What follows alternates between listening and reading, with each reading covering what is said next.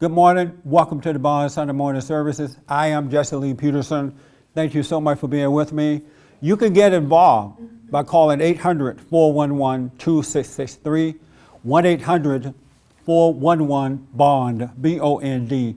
Or you can email us, church@bondinfo.org, church@bondinfo.org, and put your name in town, your emails. And I can answer your questions during the services, all right? And good morning to everybody here. Morning. Thank you guys for showing up. The last 2 weeks we've been talking about Deuteronomy 28, about the curses and the things that happens to you when you turn away from God.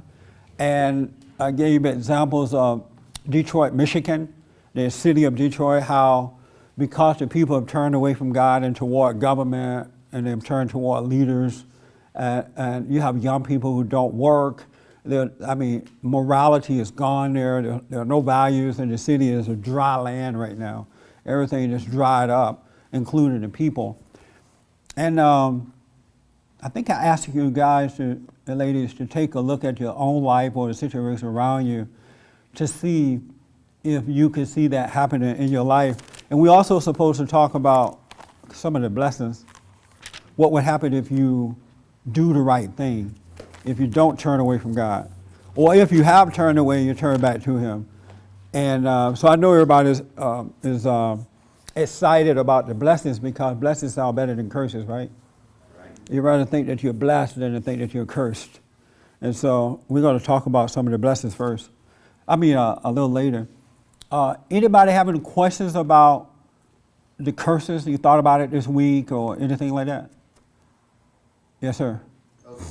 I always wondered that whenever people hear the curses from Deuteronomy, they think and they feel that their God, that God is against them, because they compare their curses with what they have in their present life. But but how they react to what they face at the moment may determine whether the moment is a blessing or a curse. Yeah. A lot of people can't see what's going on, so they can't recognize what it really is. As a matter of fact, can we get that door closed right there? Somebody hear the kids.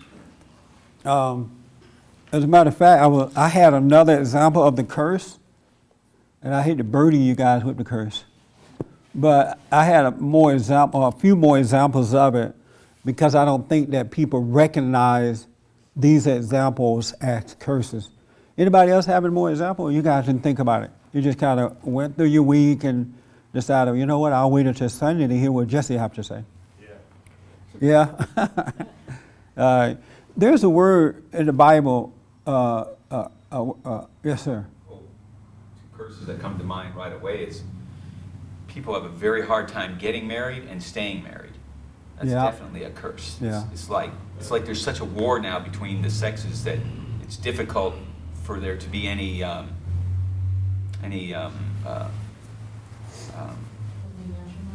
natural affections. It's all just lust and anger toward each other, and it is so bad that when you see a normal marriage, or no, we'll forget the one that I performed with Tanisha and her husband.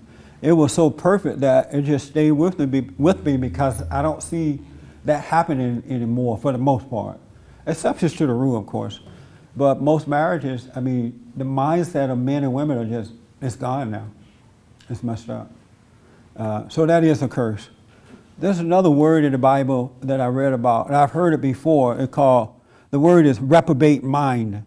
You heard the guy said, I would give them a reprobated mind. Anybody ever heard that before? Yes. You heard that before. What does that mean, Ernest? You heard that word. Yeah, kind of a perverted mind. Perverted. Perverted? Give me an example. Have you thought about that before? Not recently, but... You read the Bible? I have read in the Bible before. That word, it does stick out, because it's not a word that you hear in modern times, so... Right. It just almost faded away. You never hear it, really. Once in a while you may hear a preacher mention it, but it's not talked about. Yeah, I think it's probably... What I think of it is, a sinful mind, a lustful mind. Is that what you think it means? Yeah. Have you heard that word? Twisted. No. You never heard that word? I don't think so. You read the Bible? Very little. All right. Frank, you heard that word before? I have. Do you know what it means? Or what does it mean to you? I always think of it as like with the homosexuals and with the crazy. They think the opposite. They think good is bad and bad is good, and people like that think The homosexuals? normal things are abnormal, and they want to make outlawed. And to me, the people like that they're thinking backwards. They think opposite. Reprobate is, to me, when I hear that, means the opposite of good. Okay. Can you define the word reprobate for me? Reprobate is where you not only lust for the things that destroy you.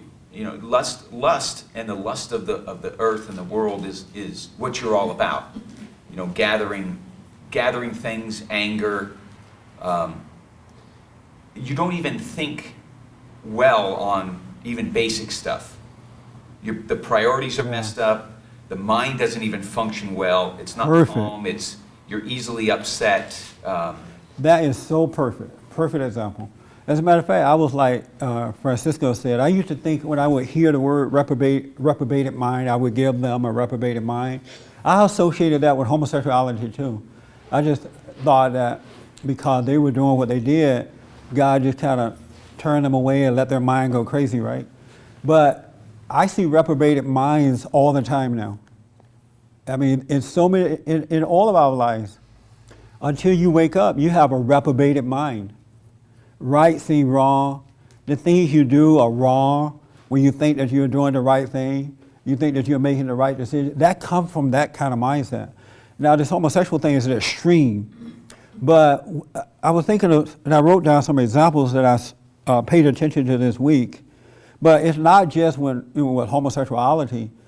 When you're not born again of God, when you're not of the light, if you notice, your emotions and everything is coming from that.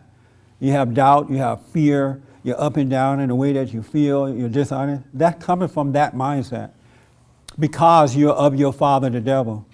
You're moody, you have doubt, your kids are all messed up. I have some examples that I saw this week. There's this law in California now called the, what is it called? You know the guy that was murdered up in San Francisco? Harvey Milk. Yeah, the Harvey Milk law. And he was a politician, a gay politician. They now have a law where you have to teach kids about him. And on May 22nd of every year, they're going to be celebrating that. And they're also teaching kids about, homosexuality. Now that's a reprobate mind because they think, in their mind, they think that they're doing the right thing. They really do think that is right to teach children that wrong is right. And it's the law, you can't even take your kid out of the class that day. They have to come. And so, but that's a reprobate mind, but that's an extreme. That's another extreme. There are people men and women who are moving together and not married. They're living together out of wedlock. That's a reprobate mind because they think that that's going to work. Somehow or another they think, well, we're going to test the waters. We have to do it this way to see first if we care about one another. It would never, ever, ever work. It's not going to work. But they think that it's going to work. And that's something that is prevalent with most people. I don't know about most, but so many seem to be most. That I hear it all the time now. Why are you guys moving together? Well, we want to give it a try first. You can't give a marriage a try. A marriage is a lifetime overcoming thing. That's why it says until death do you part, through thick and thin, forever and ever.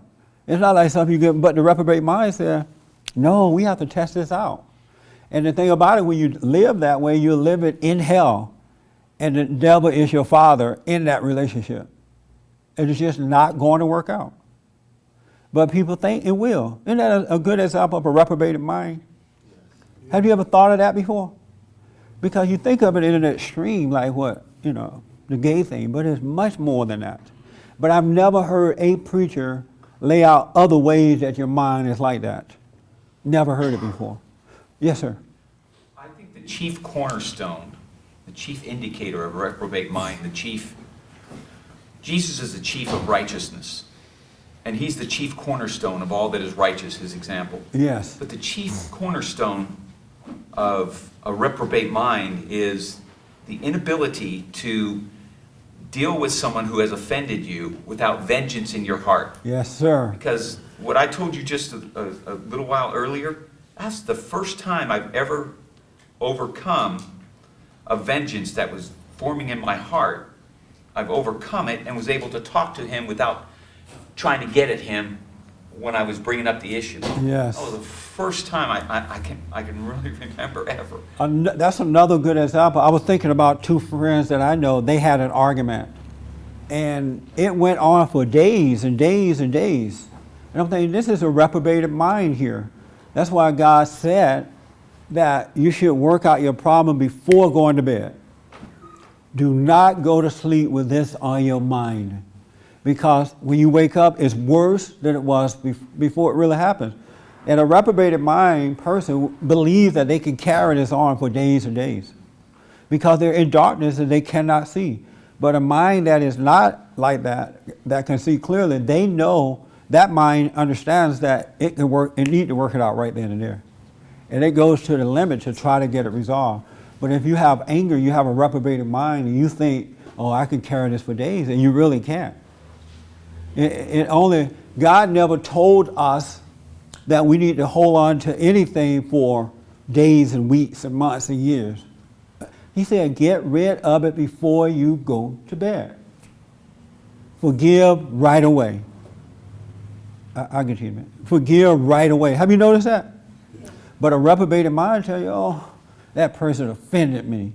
I can't believe they did this to me. I'm going to sleep on it. I get to them and I'll make them suffer. Or I get to them in a week or two. And anybody have noticed that when you carry a stuff beyond a moment, you suffer for it? Because as what was said here, it starts to play on your mind, and you start to think things that are not true but seem to be true. The person that you loved before that incident, you now hate them. But a reprobated mind go along with that kind of stuff. Isn't that amazing? Yeah. Yes, Jesse, that's really amazing. That's really amazing. I'm glad to know this. You guys have no idea what you're missing. Let me take this hand first. Oh, no, I'm sorry. I saw your hand first, and then here, and then I'll move around. You know, when it talks about the reprobate mind in the Bible, what it has to do more with is the soul of the person. The soul is what tells you what's right and wrong in yourself. And God, what he did was he kind of took away the ability for them to see right and wrong for themselves. And that caused them to go into the other side. And it's something that you really have, it's what God took away from them, took a piece of their soul away, and they were turned over to the being reprobate. It's not something a person can really take away from themselves. When they're reprobate, they cannot turn back.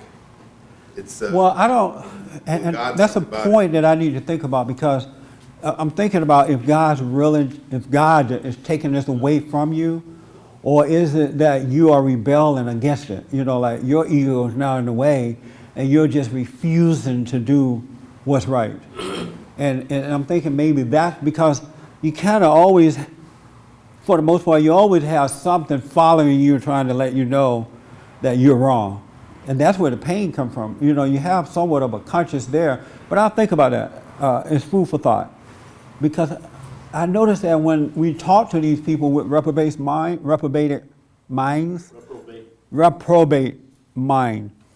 they overreact to the truth of what they hear. They get mad at you when you say, well, you're wrong for doing this. So it's not like they don't have a conscience there, because it will have to be that's causing them to get mad. It's just that they have decided for whatever reason to obey the lie instead of going with what is right. And they're kind of shut off from the light, from what is right. And I think it's kind of in there, I believe. You can't tell But a person that has a reprobate mind there's no correcting them. They're perfectly possessed in what they believe in, and there's no communicating with them to telling or convincing them. Oh, I know. You're right. There are some that are gone further than others into the darkness of that mindset. Because there are people that have it, but yet when they hear the truth, they snap out of it. They're not They're not all the way into it. possessed. They're not completely in it. They're doing it out of their habit, like people smoking or drugs. Their conscience is constantly getting to them, but until they hit bottom, then that's when it'll come to them that they can come out of it. But there's some who are so possessed by it that there's not even God can get to them. Yeah, they're God. They're truly of their father, the devil. And those are the ones that are reprobate. Yeah. Yes, sir. Well, the culture is a reprobate mind. Absolutely. And especially you're a young person, you come to a certain place and the culture starts coming in on you to tell you how to feel good, which is all based on reprobate mind. Yeah. And then you go with it and you find out that it doesn't know what it told you. But if you are of the truth, you will not go with it. You cannot go with it. But if your mindset is already there, so what? Because of whatever trauma you've gone through, Yes. it's easier to pull you into it, to get you to believe a lie. Yes, because you've been unhappy. You've Yeah. had a family situation and Yes. you're unhappy. It's how you set up for it. Yes, and the culture is going to tell you how to feel happy. So they come to that point, and the culture gives you all these reprobate mind ideas about how to feel good, and that's the job of the world to do that. It's doing what it's supposed to do, because it is of the devil. that's right. So the devil is supposed to do what it does. It's supposed to convince you that right is wrong, wrong is right. And so that's why it doesn't make sense to be mad at the world, because they're doing what they're supposed to do. And so instead of being mad, why don't you overcome it so you can fight back and do what you're supposed to do as children of the light? But you can't make the world change like that by getting angry at what's going on. And that's why that's why a lot of people are losing, because they're getting angry at what the world is doing, not realizing that it's a spiritual warfare and the world is doing what it's supposed to do, to deceive you, to rob, to kill, to destroy you. That's the job of it. It's doing its job. Let me go here first and then here, then I You already come. said what I was going to say. As far as, you said what I was going to say. Oh, okay. Have you noticed a reprobated mind in your life at all? Yeah, In what way? in the way that, I've dealt with situations but I think what you said about, I think when people tell me, for the most part, there's definitely times where I'm stubborn, but for the most part, I think if I hear the truth and when it's about me, I think I can snap out of it pretty good. You think you can? Yeah. How about you? I have. I'm sorry? I think I have snapped out of it pretty good. Have you noticed any aspect of you having a reprobated mind? No, behind you. Well, that's my history, going back through my life. I'm a young person, I'm not happy. Somehow I get convinced to go along with the culture. The culture seems to have all the answers, I should go for it, get in there, feel good, do the wrong thing. Forget about right and wrong, just get what you're supposed to get. Join the culture and down the drain. Yeah. Isn't that something? That's what it is. A road that leads to destruction. That's right, yeah. And then it's like when you have that mindset, you can see that you're on a pathway of destruction, but you keep thinking that you can do something else to make it better. That if I can do it this way, it'll get better. But it doesn't get better. And yet, there's nothing there that says, well, you know what? It's not going to get better the way you keep trying. But it's something that keep you trying to make the next action better, to make the situation better. And you see that you've fallen apart, but you won't give up on that idea. That's crazy. You do the same thing over and over and over and over again, thinking that you're going to get better by doing the same thing. Isn't that crazy? Definition of insanity. I'm telling you. What is up? Anyway, you had your hand. Oh, two things.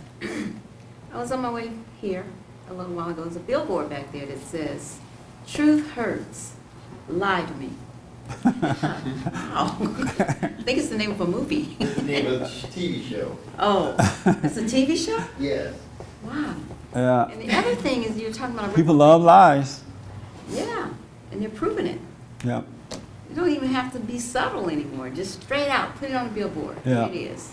Like God lives. You know, you used to see those billboards. Yes. Talking about reprobate mind, and I never thought about it in regards to me, but this was the subject when I came in. When I was 16, I tried to kill myself Yeah. with a razor blade. And the blood, you know, it sort of brought me back to reality. And my mother and father were in bed, and my boyfriend was there, and he went to their bedroom, not in the bedroom, to their room, and he told what I had done. And my mother got up, and my father never did. And all the years following that, I always, for the few people I told about it, I would always say my father never got up, and my mother got up and got somebody to take me to the hospital. But recently I was telling the story, and I realized that my father probably couldn't get up. I realized that he was probably frozen because so many things had happened in the last 2 years. His mother died at age 49. His oldest daughter was pregnant. His youngest daughter was pregnant. And then we were pregnant again by the next year. Wow. And then I tried to kill myself. The man probably could not get up. I wonder if he could live. You know, and I realized that. He was You just like, probably Lord, so- let this one go. I ain't moving. Yeah. Remind me of, God changed my mind. He let Yeah. me see the truth. yeah. That's a good point too. Anybody here ever tried to kill yourself? Commit suicide? You tried to commit suicide? I contemplated about it. Oh, well, that's not a trying, buddy. Everybody contemplated. But you have never gone farther than thinking about it, right? Right. Anybody else ever done that? You have not lived until. No, I'm kidding. I'm joking, Doug. Say it again? I told them they have not lived until they try to kill themselves. But I tried that before. But I was in love, and I tried it over love. I didn't want to break up with this girl, and she left me, and my heart was all hurting. I was so lonely. My boyfriend had just told me he was going to go with somebody else. In there. That's why you did it? Yes, Yeah. but at the same time, I had the thought that I should kill myself to fix my mother and father. I remember that so clearly. I think I wanted to kill myself because I thought it would make her feel bad. I thought, I'm going to show you. Feel bad. Yeah. Yeah. I'm so glad that I had taken all these pills, and it made me so sick. If you're going to do it, do not do it with pills. Don't do it with a razor blade either. I don't know which is worse, the death itself or the pills. Feel so bad you want to kill Oh, yourself. man, just to think about it now. It feels like you're seasick or something. You know how you feel when you get seasick? Your You feel, stomach. yeah. What method would you recommend? Don't answer this. I would recommend, the method that I would recommend would be to rise above it, to get over it. Because just imagine had I killed myself, I would be missing life right now. I would be missing my purpose in life, wouldn't be helping people. I'm glad God didn't let me die. And then that old gal, she off with some other man now anyway, not even thinking about me. She didn't care anyhow. But yeah, that's a reprobate mind. You can sink so low that killing yourself seems to be the only option you have. Isn't that amazing? It's like Christ came so we would not have to go through this. Really. He came so that we would not have to endure any of that stuff.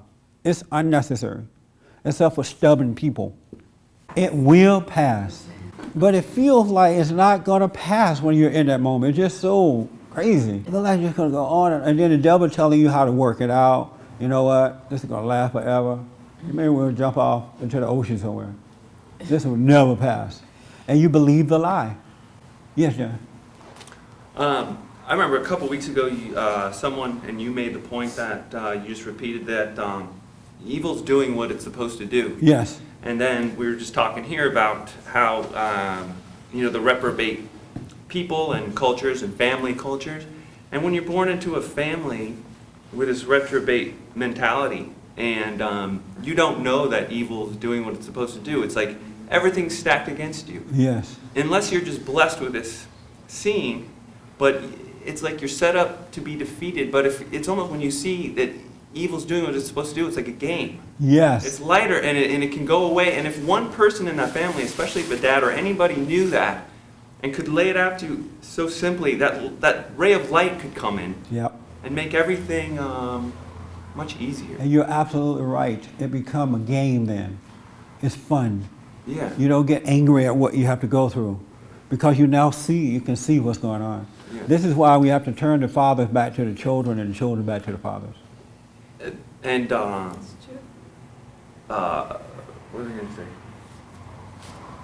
I forgot. I just forgot what I was going to say. But there was something in the Deuteronomy section that, the most blanket statement, and I could relate to this so much. It just said, you will be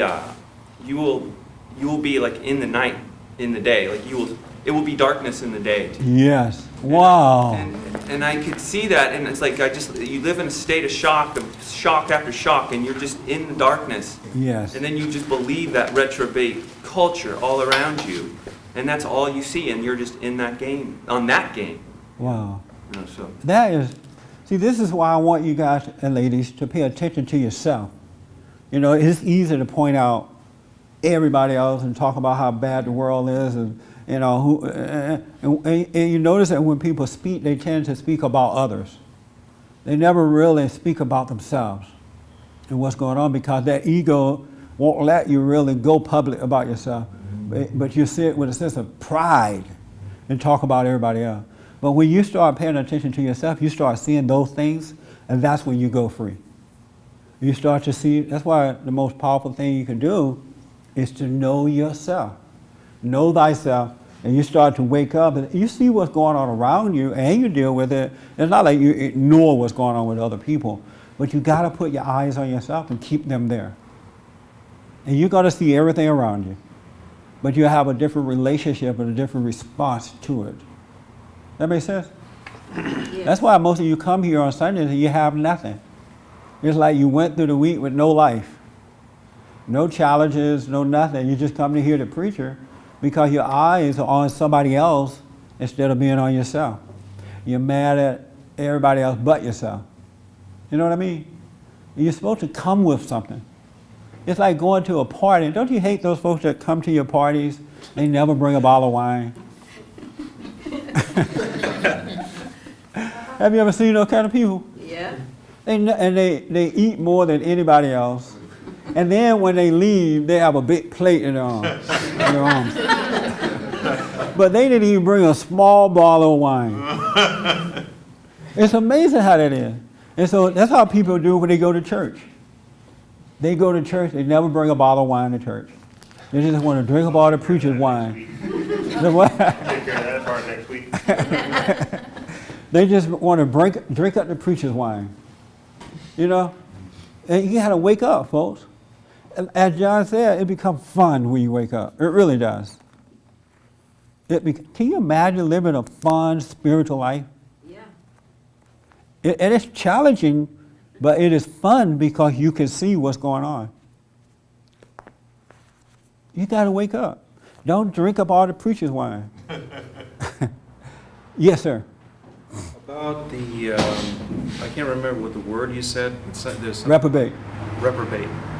I just discovered that, as far as reprobation is concerned, it's in your mind. In other words, you're like delving into, say for example, if you've been falsely accused of something here, and you can't resolve it with somebody who doesn't want to talk to you or anything like that, it just holds in you. It just holds a grudge against it, and that is coming from you're putting the relationship to that person way too important, you know what I mean? Yes, You just and want to let go. And it comes from becoming angry about the situation too. Exactly.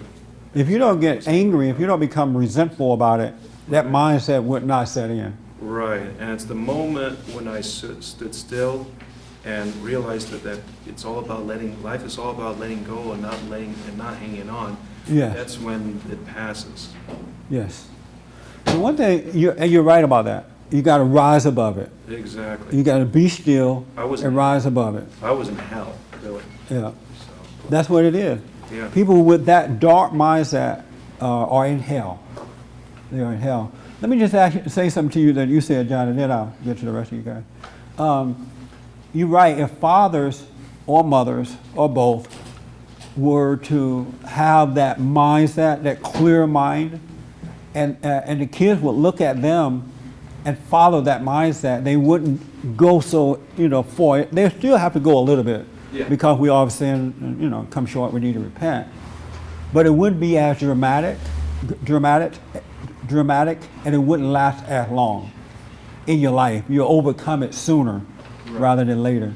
But when you come into a dark family like that, it's a setup. And as a matter of fact, they'll put your light out as a kid, because those type people, they can't even handle the innocence of children, being honest with them and, seeing what's wrong and expressing themselves. So they end up putting out your light and you end up becoming like them. Right, and somehow, on that note, things are the way they are, and it's the way they were, I guess, supposed to be. And so it's another, to understand that is another... Well, it's not supposed to be that way anymore. Okay. Now, it's going to be that way a little bit, but not to the extreme that we have today. Okay, And that's why we got to wake up men, yeah, I see that. because the man is the light of the family. Now, if his light is out, he's the darkness of the family. It's really inside of him. So we got to wake men up. It is not supposed to be this way. Well, when you confront a father about speaking the truth to their children or to anybody, Yeah. it's just like, again, the reprobate culture, it's just not the thing to do. It's all running on good feelings. Yes. And, you say so much about the black culture and the white culture. I'm just looking like we're on the slippery slope of people just Yeah. schmoozing each other. And those fathers, that father figure that's so important is as much a part of it. And oftentimes I see the wives, if they are in the presence and I say that to them, I see this little glimmer of them, but they want to latch it, smother that too. Yes. But I can see it's like they panic. Yeah. Yeah, but I was talking to someone the other day. They were telling me that, he was telling me that a friend of his, they went out on this double date, and he introduced his friend to this girl, young lady, and apparently she's pretty, in the physical. And the guy said to the girl, in front of everybody, that he felt so intimidated around her. And he said that when he said to this girl, "I feel so intimidated around you," he felt like slapping his friend. He said, "Don't you ever say that in front of a woman again. I'm intimidated around you." You ever heard a man say that before? The worst thing, well, there are many worse things, but the worst thing a man can say to a woman is, "I feel intimidated around you." It is the worst thing. Why? Because she's going to pull out a knife and cut his weak throat. Because all he's saying is, I'm sorry? He said it to a friend. He said it to all of them together. He said it out loud to the whole group. Right, he said it out loud to the whole group. They were talking to his date. Oh, to his date. Oh, God. She's so pretty that he feels intimidated around her. That means she probably won't like him anyway. Really? Not after that, she won't. No, won't be able to do it. She's going to take his money and head for the hills. And go buy her other boyfriend some drinks. But guys, never say that. If you feel intimidated, keep it to yourself. Wait till you get home and tell your male friends about it. Isn't that right? A man should never say that to a woman.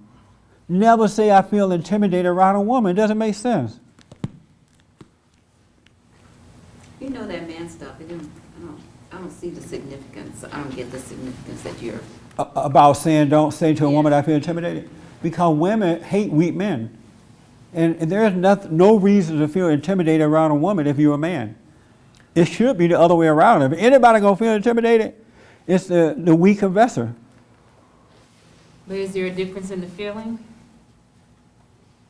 In the feeling. Well, intimidated man around a woman feels like a woman. He feels like a woman. But if I'm intimidated by a man, I can't be myself then either. Right. It's really no difference in the sense. Right, that's what I said. That's why I say he is a woman. A woman shouldn't feel that way either, but if anybody gonna feel that way, I'm getting off the subject here, but I just thought that's a point along the way here. That's a reprobated mind. That's a good example of a reprobated mind. When a man is afraid of a woman, he's afraid of mama. That's what that is. Okay, I get it. That makes sense? I get it. Yeah. He's afraid of mama. Mama may get mad. Mama may not give him what he wants. You know, mama this, mama that. It's mama all over. Anyway, I'm deviating a little bit because I hate weak men. I don't hate them. I mean, I just don't accept it. Yes, you want to respond to the weak man thing. If he says, I'm intimidated by you, he's calling on mama to say, don't be intimidated. Yes. Be nice to me. He's saying, be nice to me. I'm intimidated. That is so true. And fortunately, this wasn't a black woman. It was I think a Hispanic woman, so she didn't call him baby. He better be glad it wasn't a black woman.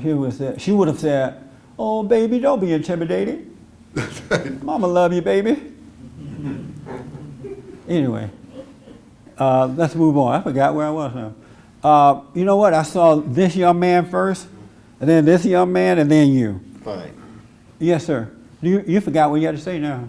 I'm talking about reprobate mind. Yes. The reprobate mind is it's more of a person that lacks a soul, and once you lack a soul, you have nothing to fight against what you're doing, and you're just more turned over to it, and you're totally consumed by your passions. It's a disconnection from God. Your soul has been disconnected. It's like you plugged into a socket, you pulled the socket out, and darkness came. That's exactly what happened. And before you're a person that's born with a soul, they're gonna live in the world, and they're gonna do whatever they do. They do their wrong, and they're gonna have conflict with it. The conflict is their soul telling them this is not right. Yeah. And they have to suffer through that until they're saved. And then when they're saved, then they can overcome. They're overcome by it. But a person that's reprobate, there is no saving them. You cannot save them. They're completely. Well, not completely gone. There is hope. Well, no. It's just that they have not been guided in the right way. They have gotten so far into it. But there are people with that mindset, and they just don't know how. They don't know what the key is to overcoming it. Well, so I don't want to give the impression that they are just lost forever. Well, I'm talking about. But otherwise, there would be so many people I would not have been able to help along the way over the last 20 years. Well, I'm talking about the ones without a soul. You cannot save a person. You can't save anybody. It's God the light that they're revealed by God that allows them to see, and then God saves them. You have no power in saving someone else. Well, and the ones that God takes their soul away, well, let me just say this. Saving them. It's not up to us to determine who has a soul, or who don't. It's up to us to let God work through us. We be that living example, and then He will determine. Because you're right, there are some people out there who are just of their father, the devil, and that's it. But we don't know that. We can't really know that unless He allows us to see it in some kind of way. But we just have a responsibility to just live this way, be that perfect example, so that when the person who is lost, or people who are lost, they see that example, they'll recognize it, and those are the ones that we're trying to reach. Now, yes, there are people like that, but it's not part of my thinking, We shouldn't be thinking about that. Because what will happen, you'll find yourself going out there trying to point out to people with the soul and the one that don't have it, and you really just don't know. Because I've seen people come around that, you're just shocked that they were able to. It just, when you listen to them and when you saw their actions, you never would imagine that the truth would have awakened them, you know? So I don't want people to have that kind of mindset. In your looking, that's why it says you should not judge. Because in Right. your looking, you had judged them one way. Yeah. And then in your looking and judging them, it's the way of condemning them. That's why it's so important not even to look that way. Because in your looking, you're judging. Yeah, keep your eyes on yourself. You have your hand up, Ed, for a while. Yeah, one of the things I notice about when you're doing something that's wrong, you often depend on your own will. You're Yeah. convinced that you have the answer, and you double down and double down. And You notice that about yourself? I do specifically. Yeah. And the whole idea of, rising above is interesting, because unless you let go, you're going to get stuck down there. Yes. You can't rise above unless you let go of what's holding you down. Yeah. But your willpower, to me, my willpower, when I'm noticing I'm using that a lot, I go, uh-oh, careful here. Yeah. You're doing it again. And that helps a lot to just stop. Your willpower will get you killed. Well, You'll kill yourself because that willpower is of the devil. That's his nature. That's his ego. but that's exactly what the world tells you is okay to use. Yes. Use your own force of will, your own whatever it is. Yeah. And it's interesting to watch that. And yes, you do feel, it's interesting how you said that. It'll get you killed, but it'll help you kill yourself. Yes. Because you feel the life going out of you Yeah. little by little. And pretty soon you're nothing but a dry husk. It's That's funny. right. It's funny to watch. And people they are being taught to do that, to use your will it to be. Just keep trying. Keep trying. Go Keep find doing some it. books on it. Go Yeah, do this. read about it.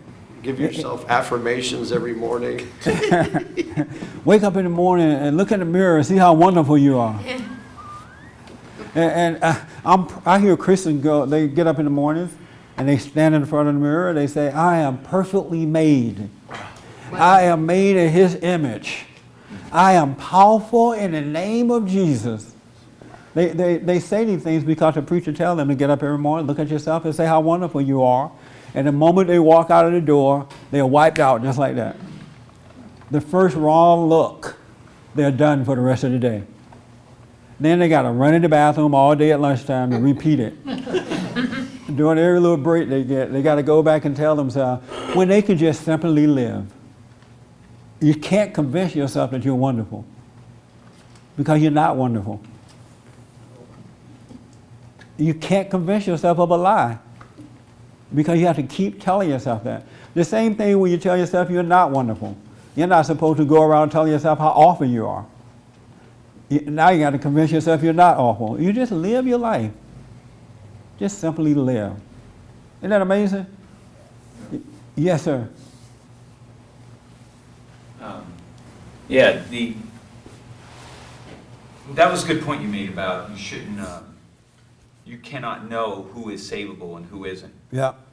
Because the religious leaders of the day who went out of their way to crucify Christ, and Judas who betrayed him, and all those people who he came across who wanted to stone him and kill him,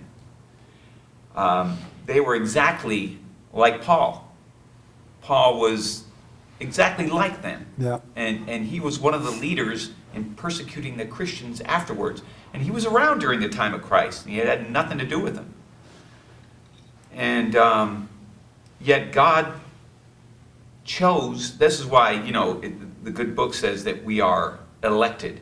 And for whatever reason he found in Paul, he chose to make him a vessel, and he was really gone. I mean, as far as people being gone, he was as gone as those guys, as the ones who crucified Christ, and yet he was, he required such a Make a long story short for us, please. yeah, he required such an intervention that Christ himself had to come to him. He was so low down there. Yeah. And but nobody is unsavable to God. It's just whom he chooses based on his own secret. Yeah, I definitely don't want you to have a mindset that, look at JoJo. JoJo is just gone.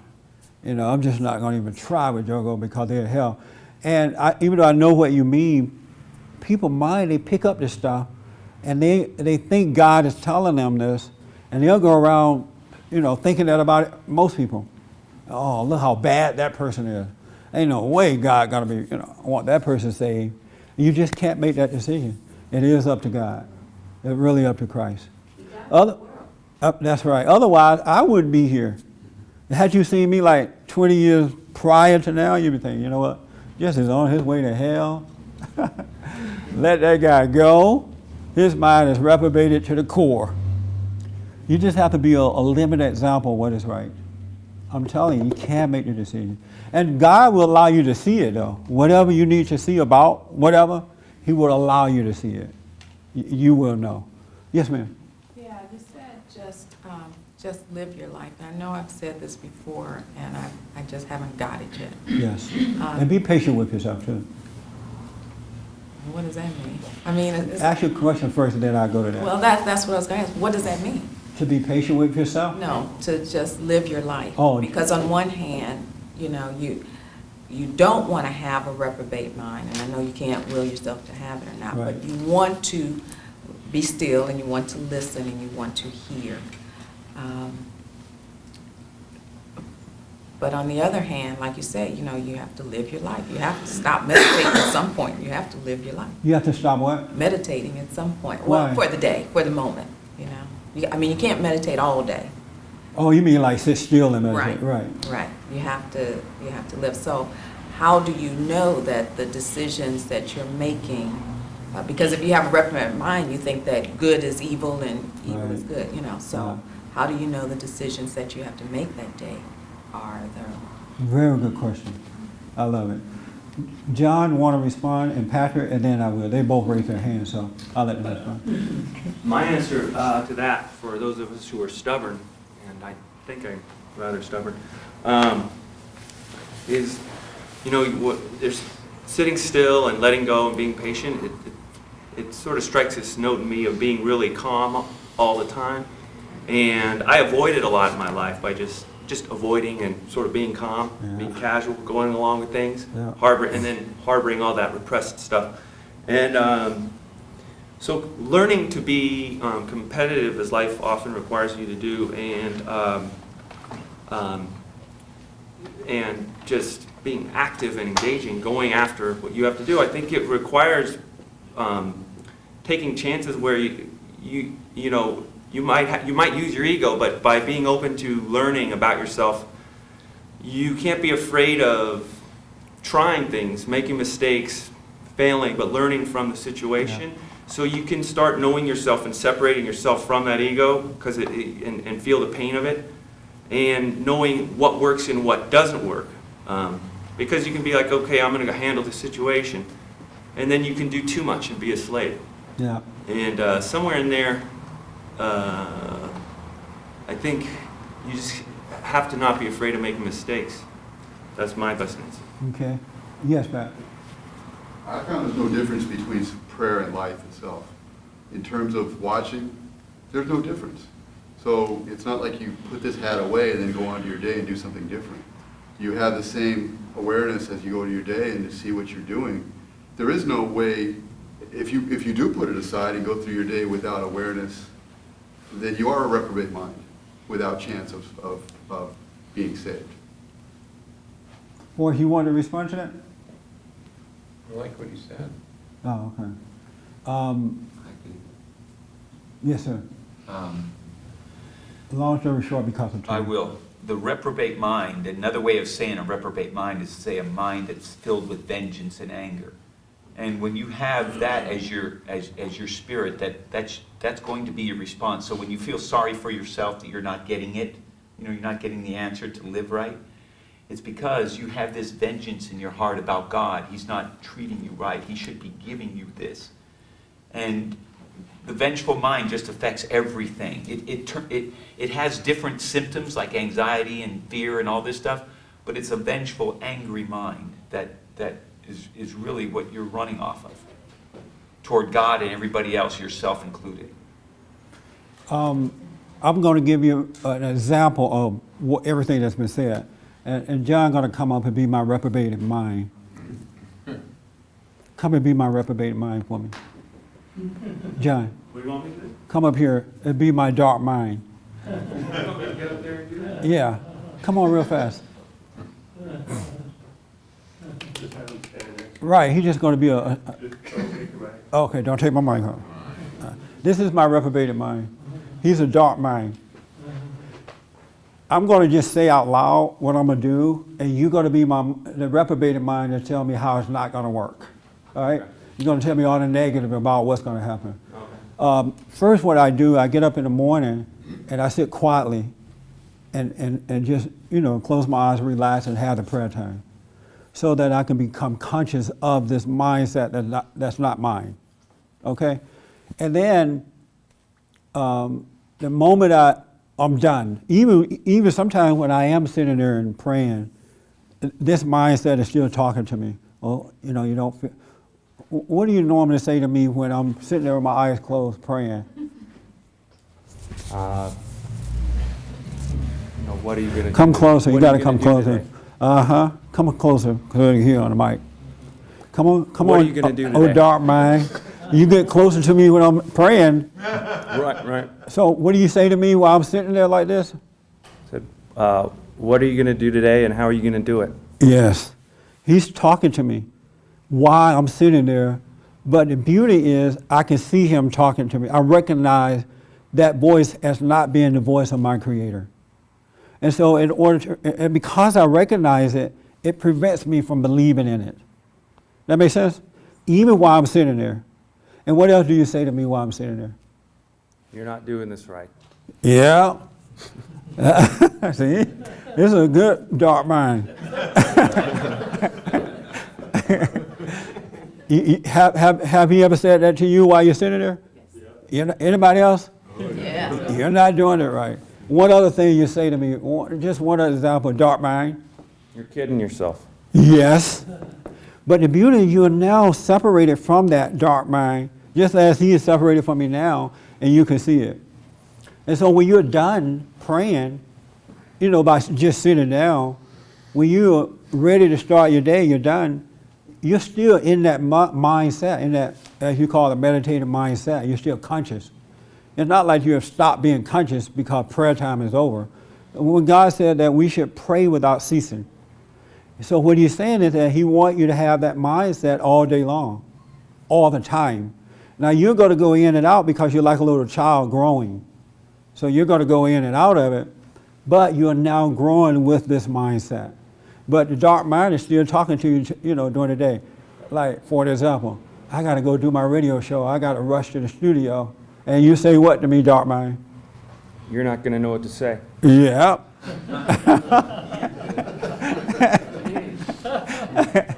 So now I'm moving about. I'm going, getting my shower, whatever I do, getting ready for my day. And I can see this mind telling me that I'm going to fail with the radio show today. No callers, or the guests won't show up, or you know what I'm saying? Isn't that right, dark mind? Yeah, sure. Yeah. But the beauty is, now that I've sat still, my spirit can recognize my non-self. So you're constantly in a prayerful mindset. That make sense? Yes. Thank you, dark mind. Did that help? I'm telling you, that's how it works. That was good. And I think a lot of people think that just because they are awake, that they are no longer going to have this other mindset coming after them. The thing that's not you. I think that people think that fade away completely. Yes, ma'am. I think people do. I agree with you because the battle is in the mind. Yes. That's where it is. It's in the mind. That's the battlefield. So And just because you are awake, you have awakening, that doesn't mean that the devil going to go sit down. Okay, they recognize my voice. I'm going to go and take a break.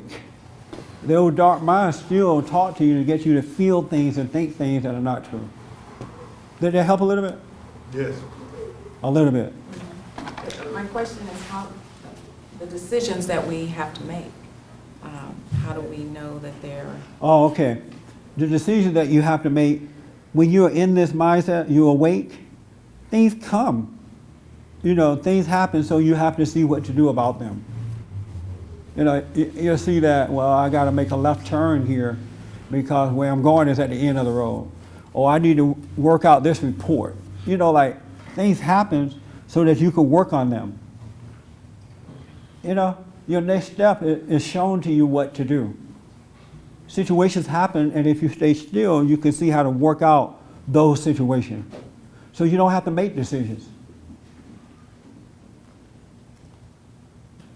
That's you don't get that? Not yet. Well, just be patient. You're a tough cookie, but just be patient. Like slow motion. Really, just be patient. And when it happens, you're going to fly like a bird. You really will. Yes? I just wanted to tell you too, Larice, that it seems like you have a worry about the decisions as well. It's not the worry, and maybe that's what worries me, that I don't worry about Yeah. it. But I know that, you know, a decision needs to be made. I mean, it's been 2 years. A decision needs to be made. But that's still. Oh, you have a 2-year decision that you need to make a decision about? Telling you that. The dark mind is telling me I have to make a decision. Let me ask you something. So you have something that's been going on in your life for 2 years that you have not made a decision about? Yes. Oh, okay, well, we need to talk in private about that, and I'll show you how to make it. I'll let you see what's going on. I bet it's right at hand. It probably. It's going to take me 10 seconds to tell you what it is. Thank you. Yeah. I think that people think part of waking up means that you're not going to have these thoughts still coming at you. It's like they're out here now instead of being one with you. But they still come. And you still get into them sometime and feel a certain way, feel like a failure, feel like you're not saved. So I think people think that you know, those things fade away once you wake up. Yes, sir. I just want to say quickly, what you did with him in the dark mind was really, really good. Most of the people are unconscious. The people that you go out with, that's the way they think. This is what you're dealing with. This is might be a good take if you ever could make it. So. Yeah, that was a good example of a dark mind. Thank you, sir. You really played that role well. Yes, sir. Okay, so you have that battle going on in the mind. Yes. What about that battle that's going on in your soul? I notice like there's times when I'm in a situation, I can feel the urge to, I can literally see what it would look like, my soul and the ego self. And in that moment of being still, I can see the two almost clashing and the ego self wanting to run away. I would recommend you see a psychiatrist. You understand what I'm saying? Let's say I'm in a situation and I'm uncomfortable, whatever, you know, the pressure. And I could be still, and in that moment of stillness, I could feel the pull to kind of, you know, get away from that situation. It's almost like there's heat and there's fire, and then I see the ego self wanting to run away from that. What feels, you know, that stillness feels like heat and fire, at least to me when I'm in that situation. I want you to face it. So it's like, so you have the mind, but what about that? I don't know, maybe it's a statement, not necessarily a question. I'm going to have to pray on that one. I don't understand that one. Because I don't understand it. No, because I don't feel my soul being at battle with anything. His identification is with the ego. Right. More, so that's where his world is, so that's what he's really feeling. It's just it's an example for you to realize I'm ego identified. Right. You know, and I'm out of time. We provide counseling. Get a copy of Be Still and Know. If you have any questions, call me at 800-411-BOND. Thank you for tuning in. Thank you, guys.